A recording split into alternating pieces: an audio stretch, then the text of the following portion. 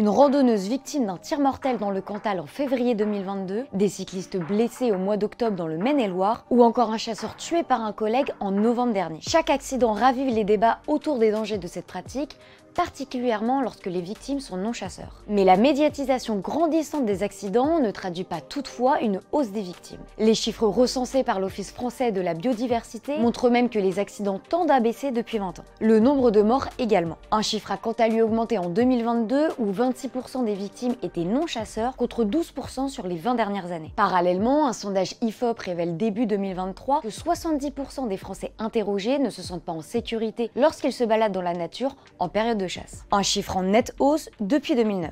Partie de ce constat, des associations ainsi que des groupes politiques ont appelé à de nombreuses reprises le gouvernement à mettre en place des mesures pour mieux encadrer la pratique, notamment instaurer son interdiction le dimanche. D'après les données récoltées par l'IFOP, 78% des Français y sont favorables. En 2009, c'était à peine plus d'une personne sur deux. Mais selon Bérangère Couillard, secrétaire d'État à l'écologie qui a écarté l'idée d'une interdiction dominicale, sur les 20 dernières années, rien ne dit que le dimanche est plus accidentogène que les autres jours de la semaine. Parmi les mesures annoncées par le gouvernement, on retrouve notamment l'interdiction de la chasse sous l'emprise de l'alcool ou encore le durcissement des sanctions après un accident. La mise en place d'une plateforme numérique, une sorte d'application pour smartphone, a également été annoncée. Celle-ci aura pour objectif de répertorier les zones de chasse en temps réel ainsi que les horaires. Une mesure qui induit donc de posséder un smartphone mais aussi d'avoir du réseau dans les zones concernées.